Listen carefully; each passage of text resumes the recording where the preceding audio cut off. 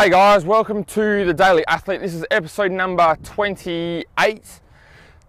Today we are going to be going through how to, or in term, not how to, more the reason behind doing our mobility exercises and how long you need to be able to do them for. So obviously with our mobility exercises, we're trying to improve joint range of motion to prevent injury so that we can be more stable and therefore we perform a heap better as well.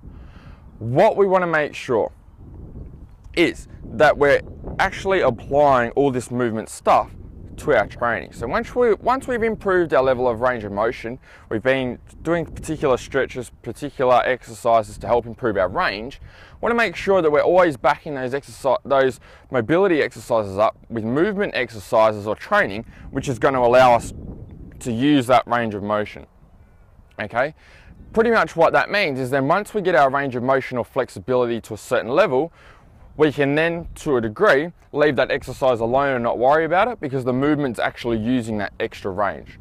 For example, let's say that you're really tight through the hips. Okay, so you've done a lot of sitting over your lifetime, you've been really tight through the hips and you can't squat even to parallel, so you get to about here and you're like, that's it, and then it looks pretty nasty. Okay, once we can, so you find the specific stretches you need. So if you might be using the couch stretch, let's just say you're really crappy at the couch stretch when you first start, you nail it in a few weeks time or in a month's time and you're really good. Now you don't need to continually keep doing that exercise to try and make it better and better even though it's got to a stage where it's relatively good. What you need to be able to do is do movements which is going to use that range of motion. So for example, squatting is going to use hip range of motion. So we can, if you're squatting on a regular basis, so a couple of times a week, a few times a week, that's going to help to regain that range of motion and to keep it active. If you don't use it, you'll lose it, okay? So think about that. So as long as you're training, weightlifting is really good to be able to keep your range of motion. If you find that you're running or you are doing something where it doesn't use all these ranges of motion, so pretty much stuff outside of weightlifting, pretty much what that means is that you'll have to stick with these exercises to some degree because the full ranges of motion aren't being used. Particular muscle groups will get tight.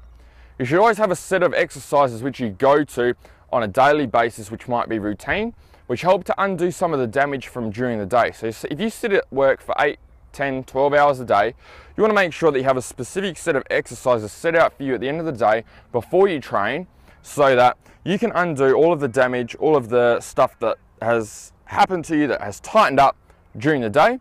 You want to be able to improve that to be able to help with your training, okay? So that you're not dragging your postural issues and tightness from during the day over into your training. So have a crack with making sure that you're applying movements on a daily basis or on a regular basis during the week to help keep those ranges of motion that you're creating. So if you're working on the couch stretch, get a few air squats in a few times a day.